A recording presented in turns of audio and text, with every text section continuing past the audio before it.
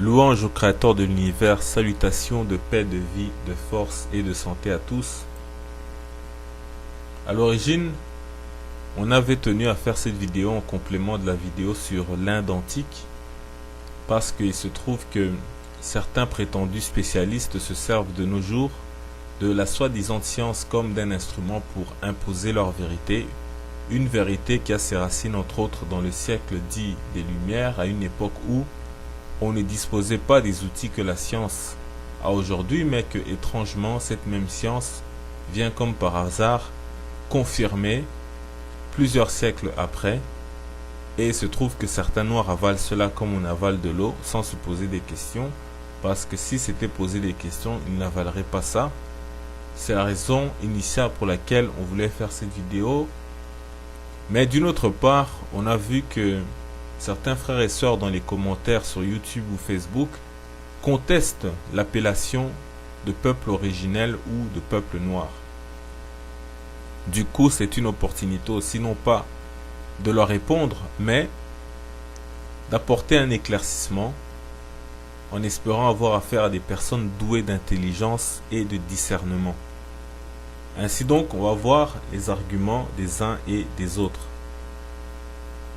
Et on va commencer en fait par les affirmations visant à faire passer les Noirs de l'Inde pour des Blancs à peau noire, c'est-à-dire comme étant des Caucasiens ou de race caucasique. Ce sont les termes qu'ils employaient autrefois, mais qu'aujourd'hui ils semblent commencer à renier pour les besoins du moment. Donc ils disaient que c'était des Caucasiens, des Blancs, mais qui avaient la peau noire. Et ils ont aussi voulu dire cela des Éthiopiens, Somaliens et autres, bien que on sait très bien que lorsque des Éthiopiens, des Somaliens vont par exemple traverser la Méditerranée pour se trouver en Italie pour immigrer dans l'Union européenne, et bien si par malheur ils rencontrent des racistes, et bien on va leur dire: rentrez dans votre pays, sale nègre, rentrez en Afrique. Donc on va pas faire la différence entre l'Africain subsaharien de tel pays et de tel autre pays. On va les mettre tous dans le même sac. Drapeau israélien en bandoulière, c'est à pied que Mulat et ses amis se rendent à Jérusalem. Ils marchent pour protester contre le racisme et la discrimination, un racisme dont ces Israéliens originaires d'Éthiopie s'estiment être victimes depuis des années parce qu'ils sont noirs. Je porte le drapeau israélien car j'appartiens à ce pays. J'ai le sentiment que c'est mon drapeau. Je veux que la société sente que j'en fais partie et ça devrait être le cas déjà. Ce 18 janvier, près de 1500 Israéliens d'origine éthiopienne manifestent. Parmi eux, beaucoup de jeunes comme Mulat qui réclament une loi antiraciste. Et malheureusement, à force de manipulation et de souffrance, même entre nous, on commence maintenant à faire des différences, Tutsi, Hutu, Nilotique, Bantou, etc., etc. On ne dit pas qu'il n'existe pas de différences de langue, de tribus, ethniques, etc. Néanmoins, on sait que ça émane avant tout d'une manipulation étrangère pour la division. Et dans la foulée, donc, il y a eu un frère qui est venu sur notre page Facebook, semble-t-il influencé par les discours soi-disant scientifiques qui disent qu'il n'existe pas plusieurs races humaines, noires, blanches, etc., mais qu'il existe une seule race, la race humaine. Comme si on ne savait pas ça. Ou encore d'autres qui disent l'appellation peuple noir pose problème parce que on est tous différents, et des Camerounais, des Sénégalais, des Éthiopiens, etc. Et en disant cela, étrangement, en fait, ils donnent plus de réalité et d'importance aux frontières imaginaires et aux divisions colonialistes des puissances européennes lors de la conférence de Berlin de 1885 que à une réalité qui nous frappe encore aujourd'hui partout dans le monde, y compris en Afrique, et qui a commencé il y a de nombreux siècles, à savoir le racisme anti-noir, ou plutôt le racisme envers les noirs, puisque anti-noir n'a aucun sens dans le contexte du racisme. Et on nous dit cela en fait comme si on avait essayé un jour ou un autre dans une vidéo ou autre, de faire une démonstration sur l'existence des races. Or, cela n'aurait aucun sens et sera en contradiction avec le principe même du peuple originel, qui veut dire que nous sommes le premier peuple et que les autres sont venus de nous et après nous. Si on essaie de reporter ça au monde animalier, on pourrait imaginer deux chiens qui se disputent, un berger allemand et un doberman, et le berger allemand dit: nous, on appartient au peuple originel des chiens. Donc vous, les doberman et autres, vous êtes venus après nous, mais vous descendez de nous. Dans ce cas-là, cela ne vaudrait pas pour les chats, les dauphins, les éléphants, les baleines, etc. Cela vaudrait que pour les chiens.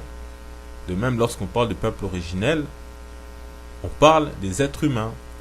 Donc, si on devait, sur le plan scientifique, considérer qu'il y a plusieurs races humaines, eh bien, déjà, on ne pourrait pas se reproduire avec ces autres races-là, puisqu'ils feraient partie d'autres espèces. Tout comme un chien ne peut pas se reproduire avec un chat, parce qu'ils ne sont pas de la même espèce. Donc, quand on parle de peuple originel, je crois qu'on se comprend bien. Et donc, on ne peut pas arriver à nous dire que on a voulu faire une démonstration, ou alors montrer-nous dans quelle vidéo on a dit qu'il existait des races humaines.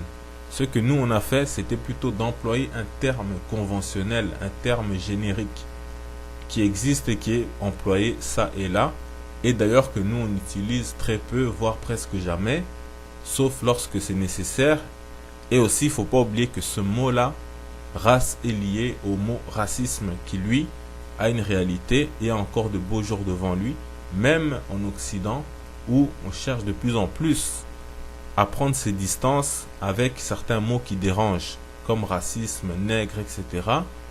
Et pour montrer en fait que ce débat en fait est un débat inutile, un vieux débat qui est dépassé, j'ai répondu au frère en lui citant le docteur Cheikh Anta Diop qui disait,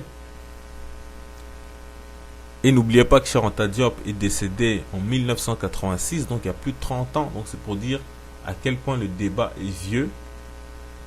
Il a répondu: une classification raciale est conférée à un groupe d'individus qui partagent entre eux un certain nombre de traits anthropologiques, ce qui est nécessaire pour qu'on ne puisse pas les confondre avec d'autres. Deux aspects doivent être distingués, le phénotype et le génotype. Je me suis souvent étendu sur ces deux aspects. Si on ne considère que les génotypes, je peux trouver un noir qui, au niveau de ses chromosomes, se rapproche plus d'un Suédois que Peter Botha. Peter Botha, c'est, si ma mémoire est bonne, l'ancien président de l'Afrique du Sud. Donc on poursuit. Mais ce qui compte dans la réalité, c'est le phénotype, c'est l'apparence physique. Ce noir, même si il se rapproche plus au niveau de ses cellules du Suédois que Peter Botha, lorsque il se trouve en Afrique du Sud, c'est à Soweto qu'il vivra. Donc Soweto, c'est le quartier noir en périphérie de la capitale Johannesburg, où les noirs étaient entassés dans des bidonvilles, à l'écart des blancs qui étaient installés dans les villes. Donc, il nous dit ici, Cheikh Anta Diop, que même un soi-disant noir avec des gènes proches du Suédois, plus proche même que le président blanc sud-africain Peter Botha, eh bien, ce noir-là, en arrivant en Afrique du Sud raciste à l'époque de l'apartheid, allait être installé dans la partie des noirs, dans les bidonvilles. Donc on poursuit la lecture. Il dit, dans toute l'histoire, c'est du phénotype qu'il a toujours été question. Nous ne devons pas perdre ce fait de vue. Le phénotype est une réalité, l'apparence physique est une réalité. Aujourd'hui, à chaque fois que ces relations sont défavorables aux cultures occidentales, on fournit un effort pour saboter la conscience culturelle des Africains. On fournit un effort pour saboter la conscience culturelle des Africains en leur disant on ne sait même pas ce que c'est qu'une race. Ici, entre parenthèses, en fait, il veut dire, en fait, on lui sortait déjà à l'époque ce discours-là. Oh, on ne sait pas ce que c'est qu'une race. Les races, ça n'existe pas. Qu'est-ce que c'est qu'une race, etc., etc.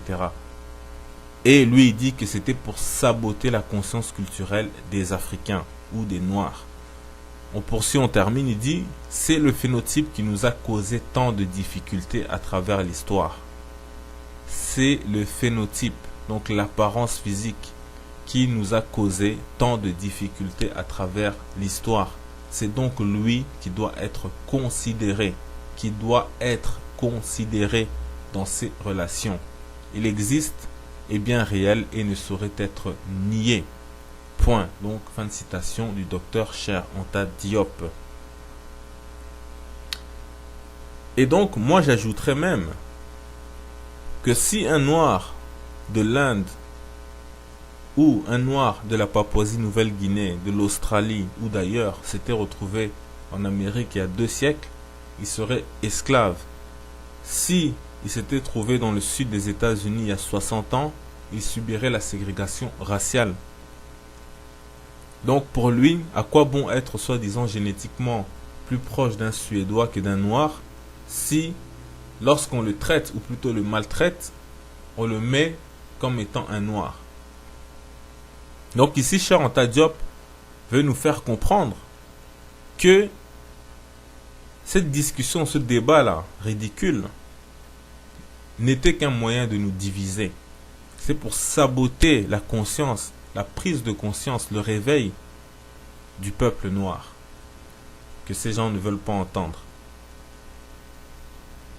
Mais, comme on a dit, c'est un débat qui est dépassé. On espère qu'on n'aura pas besoin de revenir là-dessus, quoique on n'a pas l'intention de répondre à chaque fois ou de réagir, etc. à chaque fois. De même, celui qui nie en fait l'idée de peuple noir n'a qu'à aller en Arabie Saoudite, en Israël, en Inde, en Tunisie, etc. partout dans le monde. Que vous soyez éthiopien, sénégalais, congolais, tout ce que vous voulez, eh bien, on vous verra juste comme étant un noir à la base. Par exemple, si vous êtes même un Saoudien d'origine, vous êtes autochtone de l'Arabie Saoudite et que vous avez oublié de porter votre tenue traditionnelle, eh bien, tout le monde va simplement voir que vous êtes un noir. Et si par malheur vous rencontrez un raciste, eh bien, vous n'aurez pas le temps de lui expliquer qu'en réalité vous êtes du terroir, que vous êtes d'origine saoudienne. On va vous voir peut-être comme un Africain, un immigrant qui est venu chercher du travail, un clandestin, tout ce que vous voulez. De même, un aborigène d'Australie qui débarquerait et qui rencontrerait des racistes quelque part dans le monde, eh bien, il n'aura pas le temps d'expliquer son histoire d'ADN qui ressemble aux Suédois. Ainsi, comme disait Cheikh Anta Diop, c'est bien le phénotype, c'est bien l'apparence physique qui a une réalité. Avec quoi vous allez commencer à faire des tests ADN au milieu de la rue. Vous allez attendre des semaines avant de dire, ah voilà, je vais répondre mon acte raciste. Ah, c'était mon frère suédois, je suis désolé, malgré qu'il est noir. Mais 2 semaines plus tard, je vais m'excuser parce qu'on a fait les tests ADN, je ne sais pas combien de temps ça prend. Donc ça n'a aucun sens. Donc c'est des débats inutiles que des frères arrivent, en fait, sans le savoir, ils sont sous influence de l'idéologie raciste qui se répand en sous-marin, invisiblement, comme un gaz qui a ses effets, mais sans qu'on puisse le voir. Donc d'autres vont venir encore dire que même les Noirs entre nous, on se faisait la guerre à travers nos différents royaumes, empires, etc. Eh bien, cet argument-là est vraiment un des arguments les plus misérables, les plus faibles qui soient. On sait par exemple que les Occidentaux se sont fait la guerre durant des siècles. Cela ne les a jamais empêchés de s'identifier comme étant des Occidentaux, un peuple qui se distingue des autres par une histoire et une culture commune. Et l'Occident, ça veut dire l'Ouest. Pourtant, lorsque vous allez en Australie, eh bien, on considère l'Australie comme faisant partie de l'Occident. Pourtant, sur les cartes que eux-mêmes les Occidentaux produisent, l'Australie n'est pas à l'Ouest. Mieux encore, celui qui va sortir cet exemple-là de guerre entre les empires africains, eh bien, est-ce qu'il peut nous expliquer s'il y a une guerre interne, une guerre civile au sein d'un empire ou d'un royaume africain, cela va faire en sorte qu'il ne s'agit plus du même peuple. Ou encore, si 2 frères, quelque part dans le monde, se font la guerre pour des questions de dynastie, de pouvoir, de fortune familiale, d'héritage, tout ce que vous voulez, est-ce que pour autant ils ne sont plus frères? Donc, les gens voient les choses que d'un seul œil. Ils se disent, ah, autrefois on n'était pas un seul pays, on s'est même fait la guerre, etc. Donc on ne peut pas parler de peuple noir. Autre argument en fait sans valeur, il y a celui de dire il n'y a pas de peuple originel car les blancs viennent des noirs.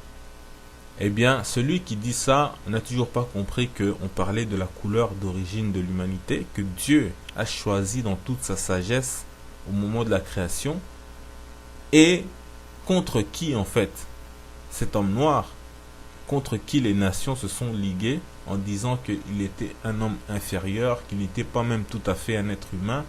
Donc par là, ils ont insulté le Créateur, ils ont insulté l'auteur de cet homme qui a été créé et dont on nous dit dans le livre de la Genèse que c'était très bon de l'avoir créé ainsi, puisque lorsque Dieu crée dans la Bible, au chapitre 1, on nous explique les étapes de la création et à chaque fois Dieu dit cela était bon, cela était bon. Mais lorsqu'il arrive au 6e jour où il a créé l'homme, il a dit cela a été très bon parce que c'est l'achèvement, c'est le parachèvement de son œuvre. En quelque sorte, toute cette œuvre-là, c'était pour cet homme-là. Et cet homme originel était noir. Et encore, ces gens-là, on se demande s'ils réfléchissent sur le fait que aujourd'hui, à notre époque, partout sur la terre, les Noirs n'ont développé aucun de leurs pays. Donc, ils n'ont développé aucun des pays qu'ils sont censés administrer. Mais il faut se poser pourquoi la question. Il faut se poser la question pourquoi. Eh bien, c'est tout simplement à cause du système raciste qui continue de peser en cachette sur eux du fait de leur couleur. Donc, même on sait que les racistes d'autrefois, lorsqu'ils parlaient des Noirs, lorsqu'ils faisaient leurs théories racistes, etc., ils ne cherchaient pas à entrer dans les détails. Et de même, lorsque on veut formuler une phrase en parlant des Noirs ou de peuples africains, etc., est-ce qu'on va commencer à dire le Sénégalais, le Congolais, le Zoulou, le Djoula, l'Haïtien, le Nigérian, le Yoruba, le Peul, le Maasai, Douala, Bamileke, etc. Donc ici, on va juste citer quelques noms. Mais cela fait déjà beaucoup dans une seule phrase. Donc imaginez si on devait à chaque fois citer des pays, des tribus, des ethnies, etc., les aligner dans une phrase pour faire une vidéo, pour en même temps essayer de distinguer les particularités des uns par rapport aux autres, ben on ne finirait jamais. Donc cela n'a aucun sens. Et lorsqu'on sait que tous ces peuples-là, en réalité, ont subi et subissent encore le même joug, la même oppression, donc tous ont besoin de la même libération, qu'elle soit spirituelle, politique, économique, etc. Et c'est ça qui nous intéresse. Ainsi donc, lorsqu'on parle de ce sujet-là, on doit trouver un nom commun qui correspond à tout le monde sans avoir à donner les particularités des uns et des autres et qui correspondent aux Noirs, qu'ils soient en Afrique, en Amérique, dans les Caraïbes ou partout ailleurs dans le monde entier. Et allez voir justement dans chacun de leurs pays respectifs s'ils ne subissent pas le racisme à un niveau ou à un autre, que ce soit à l'intérieur du pays ou dans la diaspora, puisqu'on sait très bien que même dans les relations internationales, eh bien, il y a du racisme envers les pays noirs. Et ça, on va peut-être en parler un peu plus loin. Ces frères et sœurs devraient en fait commencer à réfléchir au fait que ce n'est pas normal qu'au XXIe siècle, et ce depuis l'ère industrielle qui suit immédiatement l'esclavage et l'oppression des Noirs du monde entier, se trouve qu'aucun, on dit bien aucun pays administré par des Noirs sur 3 continents, l'Amérique, l'Afrique et l'Océanie, continents qui sont séparés par des milliers de kilomètres les uns des autres, sans aucun autre point commun que la noirceur. Eh bien, aucun de ces pays n'est développé. Et de même, dans nos diasporas, par rapport aux autres peuples, on est toujours les plus faibles en général. Et cela sur les 5 continents, où il y a souvent même des autochtones noirs, comme dans le Moyen-Orient, Mais il se trouve que socialement, politiquement et économiquement, ils sont presque invisibles. Et pourtant, comme au Yémen par exemple, ils sont des millions. Et ça, c'est des choses qu'on peut ressentir et on peut voir lorsqu'on regarde dans des pays comme les États-Unis, où on a des dizaines de millions de Noirs, ou dans des pays comme la France, le Canada, et d'autres pays encore qui sont même des pays développés, où lorsqu'on compare les différentes diasporas, on va voir des Maghrébins, des Libanais, des Indiens, des Chinois. Ils ont leur Chinatown, ils ont leurs boutiques, ils ont leurs restaurants, ils ont des chaînes de fast-food, des équivalents de KFC, de Pizza Hut, etc. Ils sont installés au centre-ville, dans les centres d'achat, etc. Mais lorsqu'on pense à l'équivalent de tout ça, mais chez les Noirs, par exemple, trouver des entreprises d'électroménager, des équivalents de Foot Locker, mais tenus par des Noirs, ça, on a du mal à se le figurer. On ne dit pas que ça n'existe pas, mais ce n'est pas d'une grande ampleur, c'est très rare. Tandis qu'on voit ça chez les Maghrébins, des Indiens, des Chinois, etc. Et on a même des vedettes qui vont se procurer avec fierté en disant quand j'étais jeune, j'allais toujours voir tel Indien qui me ramenait les nouvelles paires de baskets. Comme si eux, ils ne s'étaient pas rendus compte qu'ils pouvaient faire la même chose. Et ce qui est valable donc pour les peuples dans la diaspora, l'est aussi pour les peuples dans les États. Alors qu'il se trouve que chez les autres peuples, ou races entre guillemets, on a toujours des exemples. Si on a des exemples de gens faibles, de pays faibles, on a des exemples de pays performants aussi, qui sont industrialisés, etc. Par exemple, chez les peuples entre guillemets jaunes, on a des pays comme le Cambodge et le Laos qui sont plus faibles économiquement, mais en contre-exemple, on a des pays comme le Japon, la Corée du Sud, la Chine, qui eux n'ont rien à envier à l'Occident. De même, on peut retrouver ça chez les Arabes, les Turcs, les Indiens, à peau claire, etc. Qui envoient des fusées, qui développent des hautes technologies. Donc, s'il y avait un raciste contre l'un de ces peuples, eh bien, il ne pourrait pas dire ils sont inférieurs parce qu'ils n'arrivent pas à se développer ou à faire ceci, parce que ils ont vu un pays pauvre parmi ces peuples-là. Mais immédiatement, on va leur dire, ok, mais alors si tous les gens qui sont comme des Turcs sont inférieurs, alors comment se fait que le pays comme la Turquie est développé? Comment ça se fait que si vous avez été voir des Arabes blancs au Yémen sous-développés, ben, allez-y au Maroc, vous allez voir un pays qui est industrialisé, qui a des routes, des autoroutes, qui a de l'électricité partout, etc. Donc, ils pourraient toujours contester. Et comme en plus, ils vous ont pris votre histoire, eh bien, ils vont vous montrer leur passé glorieux. Et donc, qu'est-ce qui reste sur le carreau dans une telle situation? Encore une fois, le peuple noir.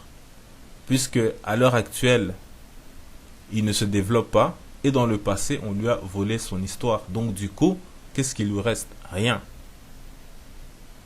Les seuls peuples qui ont déjà plus de difficultés, lorsqu'on regarde par rapport aux Noirs et tout ça, ce sont les peuples comme les Amérindiens, quoique ils sont quand même assez forts dans certains pays comme l'Équateur ou la Bolivie, mais on sait aussi surtout qu'on les a dépeuplés. Et aujourd'hui, peu ou aucun pays n'est vraiment en fait administré que par des Amérindiens seuls, donc, et cela c'est dans toute l'Amérique en fait. Donc leur cas est exceptionnel, malgré qu'il y a certains pays. Mais ça c'est contrairement aux Noirs, qui eux, par exemple, même en Océanie, ils ont par exemple des pays comme la Papouasie-Nouvelle-Guinée, le Vanuatu, les îles Salomon, et j'en passe, bien qu'eux aussi ils ont été dépeuplés en Australie, en Tasmanie, etc. Néanmoins, ils ont d'autres pays où ils ont l'occasion de s'illustrer, de montrer de quoi ils sont capables, mais c'est le sous-développement. Les Noirs sont aux affaires ailleurs, comme dans les Caraïbes, en Afrique, n'en parlons même pas. Plus de presque 50 pays d'Afrique noire, pas un seul n'a pu se développer. On ne peut pas prendre les exemples de pays comme l'Afrique du Sud, qui, eux, ont été, en fait, à la base, non pas des colonies d'exploitation comme la plupart des pays africains, mais c'était des colonies de peuplement. Donc les Blancs qui sont venus là avaient l'intention de s'installer comme ils se sont installés en Amérique, en Australie, etc. Donc du coup, ils ont construit pour eux les grandes villes que vous connaissez, Johannesburg, Durban, etc. Cape Town, en Namibie c'est pareil, au Zimbabwe et tout ça. Mais lorsque c'était des colonies d'exploitation, une fois qu'il y a eu l'indépendance, ils se sont enfouis, ils ont abandonné le pays. Et donc c'est pas ces pays-là comme l'Afrique du Sud qu'il faut citer pour parler de pays développés, quoique ces pays commencent à chuter. Donc soit on est réellement des hommes inférieurs, comme dit le racisme idéologique, et dans ce cas-là, ce sous-développement devient tout à fait logique, il n'y a rien à faire, il n'y a rien à dire là-dessus.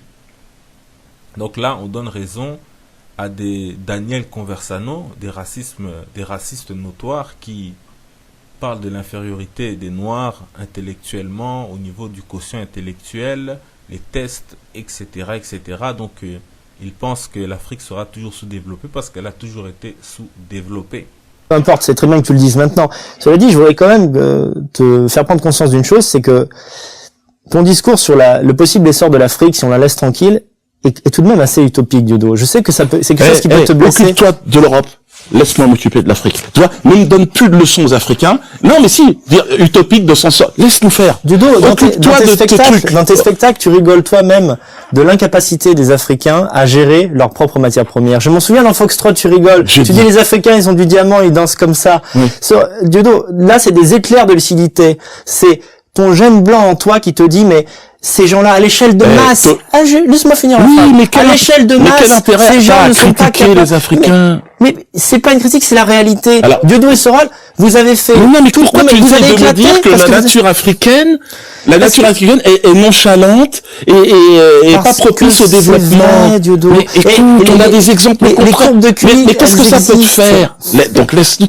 Tu vois, alors, à la limite, Soralis, tu me laisses pas parler. Mais non, parce que tu vas sur un terrain qui est de celui de juger l'autre. Tu me laisses pas parler du QI. Ne juge pas. Diodo, tu me laisses pas parler des courbes de Gauss du QI. Elles ne sont pas faites par des juifs. Elles ne sont pas faites par des blancs hostiles. Elles sont faites. Tous les organismes sont d'accord avec ça. Les Africains subsahariens ont en moyenne 70 de QI. Mais appelle ça de la bêtise si tu veux. Une moins grande aptitude à créer des choses sur le plan technologique, des civilisations, c'est tout. Alors très bien, on restera dans un système qui sera...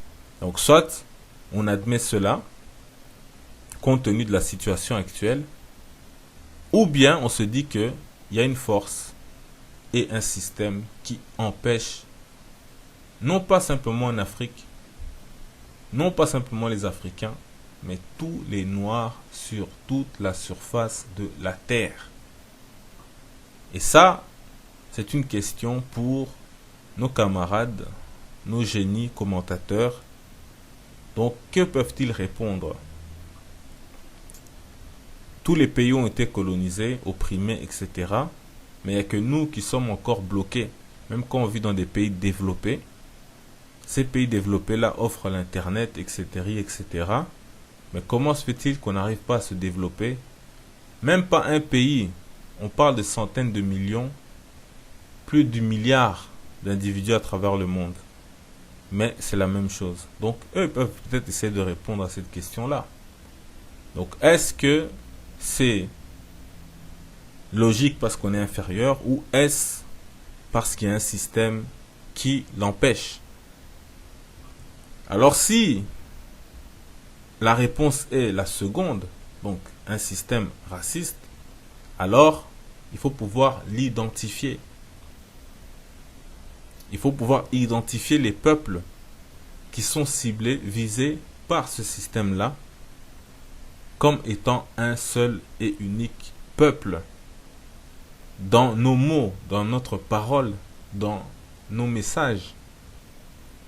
Même si parfois, il va falloir faire des particularités. Mais en général, comme on a dit, ils ont subi le même joug et ils subissent encore. Donc forcément, ils ont besoin de la même libération. C'est la même oppression, il faut la même libération.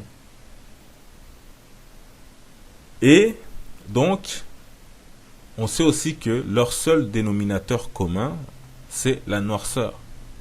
Donc, on peut parler de peuple noir. Ou alors que ces génies qui commentent, etc., nous apportent un autre mot que tout le monde puisse comprendre. Et cela partout, puisque lorsqu'on fait des vidéos, ce n'est pas pour qu'on parle pour nous-mêmes, c'est pour que les gens comprennent. Donc s'ils ont un autre mot alternatif, qu'ils ne le donnent. Comme ça, on va pouvoir l'utiliser. Et comme ça, tout le monde sera content, on ne parlera plus de peuple noir. En tout cas, bref, et simplement pour dire que c'est aussi pour ça que nous, on fait des vidéos. Comme les vidéos qui parlent de la grandeur du peuple noir passé. Parce qu'effectivement, lorsqu'on t'enlève ton histoire, lorsqu'on te nie tout type de civilisation, même si on a vu le plus intelligent des hommes être un noir, on va le changer sa couleur dans 100 ans et le tour est joué. Et au moment de la réalité, donc au moment présent, on va tout faire pour que ce peuple-là ne se développe pas. Du coup, on pourra dire qu'il est inférieur. Ou même si on ne le dit pas, eh bien, on pourra toujours le penser et se comporter comme tel vis-à-vis de lui. Donc c'est pourquoi on a déjà donné des réponses pour que les Noirs, lorsque ils commencent à se poser ces questions-là, puissent avoir déjà des réponses des grandes civilisations qu'ils ont eues dans le passé. Et d'autres l'ont fait avant nous. C'est le cas du travail du docteur Cheikh Anta Diop. Mais apparemment, certains frères et sœurs ne comprennent toujours pas que c'est le travail du racisme idéologique. Et il est grave en fait, voire honteux, que des gens ne comprennent toujours pas tout ça. Et même quand on laisse une seconde de côté la partie spirituelle du problème, eh bien, et qu'on garde en fait juste la partie visible et matérielle dont on vient de parler, eh bien c'est triste. Comme on va le voir que certains noirs ne comprennent toujours pas ce qu'est être un noir. Peut-être ils aimeraient bien retourner dans le passé pour mieux le subir dans certains coins du monde ou voyager dans certains pays du monde où ils peuvent le subir, le sentir clairement, alors qu'il se trouve que un homme qui a vécu à plus de 1000 ans, et on va le voir un peu plus loin, faisait remarquer qu'à son époque, on savait ce que c'était qu'être un noir. Et ça, on va le voir plus loin. Mais avant ça, il faut dire qu'en fin de compte, on pourrait aussi nous donner comme argument le genre d'argument comme celui des communistes, c'est-à-dire la lutte des classes, les pauvres contre les riches, les ouvriers contre les bourgeois, les oppressés contre les oppresseurs, et cela sans distinction de race ou de couleur. Eh bien, là-dessus on est tout à fait d'accord. On est contre toute forme d'oppression, contre les peuples, toute forme d'oppression envers les peuples, et on est donc solidaire avec tous les peuples, tous les opprimés.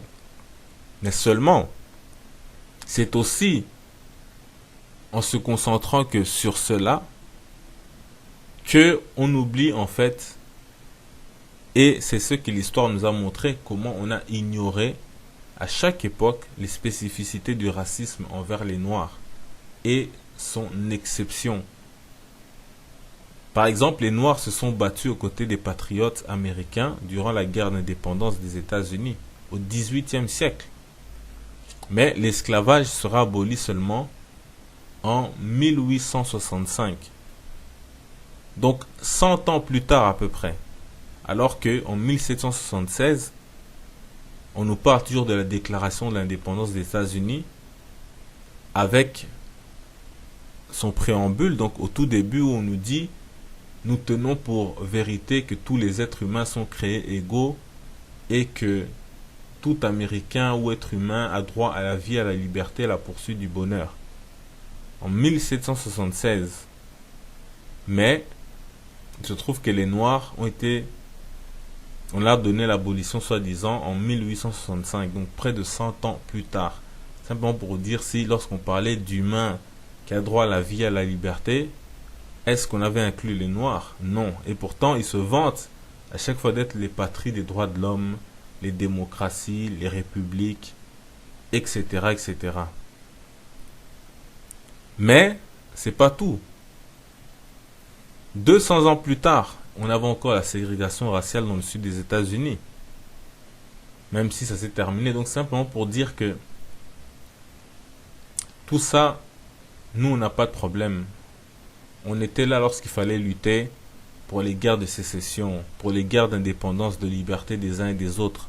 On a participé aux 2 guerres mondiales, 14, 18, 40, 45, que ce soit les Américains, les Noirs, que ce soit les Caribéens, que ce soit les Africains. Mais après, on connaît le massacre de Thiaroye-sur-Mer au Sénégal. Lorsque ceux qui avaient combattu durant la guerre mondiale ont réclamé ce qu'on leur avait promis, il y a eu un massacre. Et on sait que plus tard, après avoir décolonisé, ils ont néocolonisé. Il y a encore le franc CFA, franc des colonies françaises d'Afrique, qui s'est transformé en franc de la coopération française en Afrique, soi-disant. On a les APE, la France-Afrique, les dettes, etc. Donc, nous, on s'est battu avec les autres peuples. Mais, par exemple, nous, on sait que les APE, parce que on va dire aux Africains, aux Noirs, etc., vous aimez trop dire Noir ou ainsi de suite. Mais étrangement, qui ont inventé la zone ACP pour les accords APE? Donc APE, ça veut dire accord de partenariat économique. ACP, ça veut dire zone Afrique, Caraïbes et Pacifique. Et devinez quoi? Tous ces pays sont des pays de noirs pratiquement. En dehors de Cuba, parce que Cuba c'est un grand producteur de canne à sucre. Donc ils avaient de gros intérêts à exporter les cannes à sucre. Il y a aussi la République dominicaine. Mais en dehors de ces deux pays-là et peut-être de Belize, eh bien il n'y a que des pays de noirs. Dans la zone Amérique, dans la zone Afrique, comme par hasard, on ne retrouve pas, par exemple, des pays du Maghreb, de l'Afrique du Nord, ils ne font pas partie de la zone ACP, et pourtant, ces pays se trouvent en Afrique. Dans l'Afrique, il n'y a donc aucun pays du Maghreb ou d'Afrique du Nord, les pays d'Afrique blanche, comme disait Hegel, le raciste. Il y a aussi le Sud-Soudan qui n'en fait pas partie parce qu'il n'existait tout simplement pas à l'époque où ça avait été signé. Mais à mon avis, qui a dû rejoindre ou qui va bientôt le rejoindre. Et on a dans la zone Pacifique, Vanuatu, Papouasie, etc. Donc, on a ciblé en fait globalement une zone de noirs. Parce que c'était des APE, les accords de partenariat économique sont une escroquerie. Par exemple, un des points fondamentaux, c'est que c'est lorsque les Africains veulent exporter leurs produits dans l'Union européenne, eh bien, ils ne payent pas la douane, etc. Mais ils doivent appliquer une sorte de réciprocité. Donc, eux aussi ne doivent pas faire payer tous ces pays-là de l'Union européenne lorsque eux, ils exportent vers l'Afrique. Or, on sait très bien que les pays africains ne font pas le poids face aux pays occidentaux dans la production de produits manufacturiers. On ne produit presque rien. Donc du coup, on ne peut rien exporter réellement en dehors de ce que les Occidentaux ont besoin vitalement, c'est-à-dire les matières premières, l'or, les minerais en général, le pétrole et par exemple la banane, cacao, etc. Café, thé, canne à sucre. Donc tous ces produits que si les Africains produisent ça chez eux, ils peuvent rien en faire. Ils sont obligés d'exporter pour que les Européens là-bas ils transforment ça, donnent de la valeur ajoutée avec leur industrie, leurs usines, et forcément ça fait leurs affaires. C'est l'économie qui tourne en Occident, mais puisque les Africains, eux, ne transforment rien en général chez eux, ou presque, eh bien, ces APE deviennent une escroquerie dans la mesure où c'est celui qui achète qui fixe les prix, puisqu'on ne peut pas vendre, on ne peut pas garder pour nous-mêmes en fait cette marchandise-là, il faut bien l'écouler quelque part, et on va l'écouler forcément là où on ne paye pas de douane, donc ça va aller là-bas, même si en réalité il y a d'autres sous-bassements, mais simplement pour dire que on savait qu'on ne pouvait pas faire un marché de dupes pareil avec les Maghrébins, parce que du coup, l'Europe peut déverser tous ses produits manufacturiers en Afrique, y compris la nourriture, parfois de très mauvaise qualité, avariée, etc. Ils vont déverser ça en Afrique sans payer de taxes, etc. Donc, chez nous maintenant, on doit faire la concurrence avec ces produits qui viennent de l'étranger. Alors nous, du coup, on ne peut pas produire, on ne peut même pas commencer à produire chez nous, parce qu'on sait très bien que de toute façon, tu vas produire un produit, puisque l'autre produit est entré sans payer de douane, eh bien forcément, lui, il peut mettre un prix qui est moindre, déjà que ses coûts de production sont bien plus faibles, parce qu'il travaille avec des machines, toi tu travailles à la main en Afrique, tu n'as pas de subventions, ils ont des subventions, donc c'est tout simplement pour inonder l'Afrique, et en faire tout simplement un esclave économique. Et ils savent très bien que ça, ils ne peuvent jamais le faire avec les pays du Maghreb. Parce qu'au Maghreb, on a des industries. On transforme des nourritures, on fait des biscuits, on fait on a des raffineries de pétrole, on construit des voitures, on fait beaucoup de choses dans différents domaines. Donc on ne peut pas accepter une concurrence déloyale de produits extérieurs qui viennent comme ça inonder nos marchés pour tuer justement la production interne du pays. Et pareil, ils ne vont pas commencer à vendre leurs matières premières à vil prix s'ils peuvent le transformer, leur donner de la valeur dans leur pays. Donc voilà un peu, non seulement une preuve du racisme, c'est-à-dire qu'eux-mêmes, ils nous voient comme étant des Noirs, et ils ont ciblé les pays de Noirs, ils ont carrément créé une zone pour leur donner un nom, la zone ACP, et en même temps, bien évidemment, toujours le système raciste pour garder les peuples noirs sous-développés. Là, c'est une preuve flagrante qu'on voulait vous donner pour vous dire qu'il y a un système qui existe et qui existera tant que l'homme noir ne sera pas revenu dans sa dignité. Et pour cela, on l'a déjà dit 1000 fois, le peuple noir, le peuple originel, le peuple de Dieu ne peut pas se développer sans revenir à son Dieu.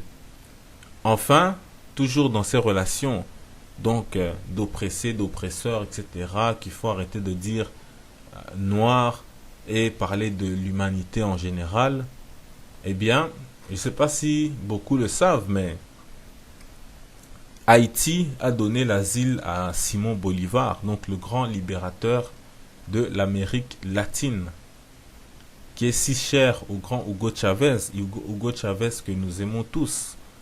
Parce que beaucoup pourraient penser, parce qu'on parle souvent du peuple originel, qu'on est des xénophobes envers les blancs. Eh ben non, voilà Hugo Chavez, quelqu'un qu'on aime, au même titre que Fidel Castro, qui est parti, qui nous a quittés, qu'on regrette tous, parce que c'était un grand, plus grand que la plupart des grands hommes du peuple originel au XXe et au XXIe siècle. Donc Fidel Castro est un des grands, parmi les grands que tout le monde apprécie et respecte lorsque il s'agit de dignité, de l'humanité, etc.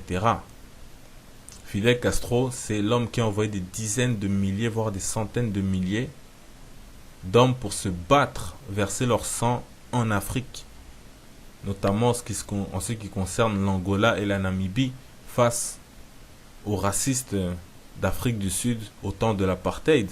C'est eux qui leur ont infligé une grande défaite et qui ont permis la libération de ces pays-là. Et on sait aussi le rôle que Castro a joué lors des indépendances des pays africains, non seulement sur le plan de la logistique pour la révolution, etc., mais aussi quand il faut envoyer des médecins et ainsi de suite, Cuba a toujours été là. Et ça, c'est quand même l'œuvre du grand Fidel Castro. Mais pour revenir donc à notre sujet, on parlait de Simon Bolivar, qui est celui qu'on appelle le grand libérateur, qui a libéré, on va dire, qui est à la base en fait de la libération des pays comme la Bolivie, la Colombie, l'Équateur, le Panama, le Pérou, Venezuela. Donc, c'était un homme, un grand libérateur, et c'est Haïti qui lui a donné l'asile, qui l'a équipé, qui l'a financé, qui l'a armé. Et on nous dit que, en fait, dans un livre intitulé Haïti, première république noire du Nouveau Monde, de l'historien Raymond Moïse, on nous montre en fait un extrait de dialogue entre Simon Bolivar et Alexandre Pétion, donc le chef d'État de Haïti à l'époque. Voici ce que Simon Bolivar lui dit. Il lui dit: dois-je faire savoir à la postérité que vous êtes le libérateur de ma patrie, demande Bolivar.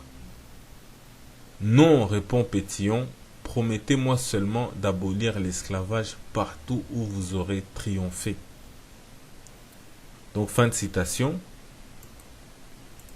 Mais pourtant, malgré en fait cette bonne volonté de Simon Bolivar, qui a vraiment voulu respecter sa parole, eh bien, il se trouvait que il ne pesait pas face au système raciste qui était même en Amérique latine, qui était au courant de l'aide que Haïti leur avait apportée.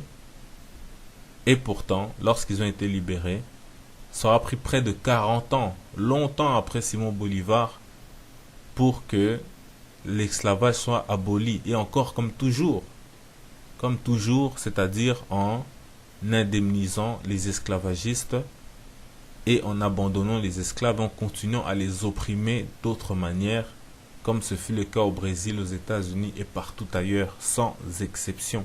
Parce que les lobbies, les oligarchies, qui ont toujours bénéficié de l'oppression du peuple originel, eh bien eux, on ne peut pas leur faire changer comme ça. Ils ne pensent pas à la justice, ils ne pensent qu'à leurs intérêts immédiats. Et de ce fait-là, à chaque fois que nous, on a mis tous nos efforts en fait dans une lutte commune avec les autres, eh bien, on a toujours fini sur le carreau parce qu'on a compté que sur une solution de concert avec les autres. Parce qu'une fois libéré, que ce soit aux États-Unis, partout, c'est plus la lutte des classes, mais ça devient maintenant la lutte des races. Et bien évidemment, au détriment des Noirs, au détriment du peuple originel. Et on sait que cela est spirituel. Et on peut vous énumérer une liste interminable de Noirs qui ont servi dans des pays du monde entier, mais ils n'ont jamais su peser sur la question du racisme idéologique. Ils n'ont jamais su faire changer d'avis là-dessus. On peut citer des Abraham Hannibal en Russie, qui était l'un des confidents, l'un des plus proches du tsar de Russie. Abraham Hannibal avait été envoyé en France, etc. C'était un génie à tous les niveaux dans son domaine. Il est l'arrière-grand-père ou l'arrière-arrière-grand-père du père de la littérature russe, comme on le surnomme, Alexandre Pouchkine.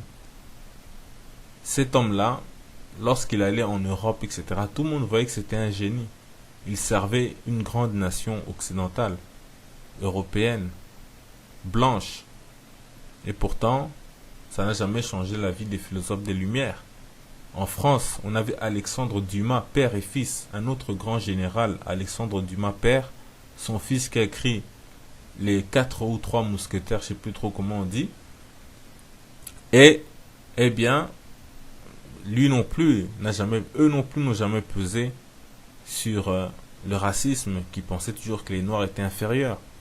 On a Yasuke ou Yusuke au Japon, qui était le bras droit de Nobunaga Oda, qui est le premier unificateur du Japon, qui avait tellement confiance en cet homme-là que il ne traînait plus avec beaucoup de gardes du corps. Et cet homme-là, c'était un Africain qui avait été ramené par les Jésuites et qui l'avait emmené comme esclave. Mais lui, ce Japonais l'a libéré. On a aussi au Japon, bien avant Yusuke ou Yasuke, on avait Sakanuye, qui est le premier shogun de toute l'histoire du Japon. On a les Sévères dans l'Empire romain. On a les Niger, toujours dans l'Empire romain. Il y a eu les prophètes, les califes, la garde royale des rois, y compris du roi du Maroc, le Sindh en Inde, etc., etc. Donc tous ont prouvé en fait les valeurs intellectuelles, morales, de bravoure, d'héroïsme, etc., à faire invalider toutes les théories racistes, mais rien du tout. On sait pourquoi, bien qu'on est toujours solidaire avec les peuples du monde entier dans leur lutte, dans leur combat, mais on se doit de prendre en charge notre fardeau commun en tant que peuple originel pour le solutionner nous-mêmes, sans avoir à dépendre des autres. Et tant mieux s'ils nous soutiennent, on les invite, et nous aussi on les soutient, mais qu'ils sachent qu'on sait que nous, notre problème, vient de très loin, il est avant tout spirituel, et c'est ainsi que on se doit de l'aborder en priorité. Et pour bien comprendre ce qu'est un noir, ou le peuple noir, que d'autres frères noirs n'arrivent pas à comprendre, on va citer le grand Al-Gaïz, dont on a déjà parlé, qui est un des plus grands auteurs arabes, qui était noir, qui a vécu il y a plus de 1000 ans, et dont son livre titre de gloire des noirs sur les blancs ou supériorité des noirs sur les blancs, bien qu'il faut préciser qu'ici on ne parle pas de supériorité raciale, mais en termes de réalisation, en termes de civilisation. Ce livre qui a été écrit il y a plus de 1000 ans, et bien dedans Al-Gaïz nous dit ceci. Et donc voilà ce qu'il nous dit en fait à un moment dans son livre. Et là il nous donne une leçon de fierté noire à rendre jaloux même le grand Marcus Garvey. Et il nous enseigne ce qu'est le peuple noir en disant: les noirs sont plus nombreux que les blancs. Les blancs sont constitués tout au plus de la population de la Perse, du Djibal et du Khorasan, les Grecs, les Slaves, les Francs et les Avars, et quelques autres pas très nombreux. Les Noirs comprennent les Zanj, les Éthiopiens, les gens de Fazan, les Berbères, les Coptes et les Nubiens, les gens de Zagawa, le Mar, le Sindh en Inde, Kamar et Dabila, ceux de la Chine et de Mazin. Les îles de la mer entre la Chine et l'Afrique sont pleines de Noirs, comme Ceylan, Kala, Amal, Zabij et leurs îles, aussi loin que l'Inde, la Chine, Kaboul et ceux de leurs rives. Ils disent, Al-Ishtiyan, l'aveugle, avait coutume de dire: il y a plus de noirs que de blancs, plus de roches que de la boue, plus de sable que de la terre, plus d'eau salée que d'eau douce. Et ils disent, les Arabes appartiennent aux noirs et non pas aux blancs. Point. Al-Jaïz, donc est né en 776 et qui est mort en 867 dans Far al-Soudan ala al-Bidan, titre de gloire des noirs sur les blancs. Donc à l'heure où certains veulent donner des leçons pour nous diviser, cet auteur arabe du 8e et 9e siècle nous rappelle que pour tous ces noirs-là, pourtant de différentes régions, religions, cultures, textures de cheveux, qu'ils soient lisses ou crépus, ils étaient tous conscients d'être noirs. On aurait pu dire le peuple noir avec eux, pas de problème. C'était à plus de 1000 ans. Al-Jaïz nous dit que il y a des noirs de l'Afrique jusqu'en Chine, donc en traversant l'Asie. Et cela, il y a plus de 1000 ans. Il n'a pas parlé de Maliens, Camerounais, Gabonais, etc. Il parle de Noirs. Tout comme les esclavagistes n'ont pas fait de distinction.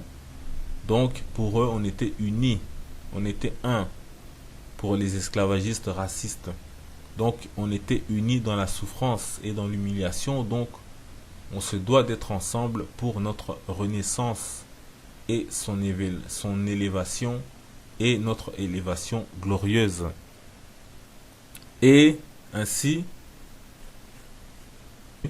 et on vous laisse en fait avec ces images de noirs du monde entier. Et peut-être comprendrez-vous de quoi Al-Gaïs parlait.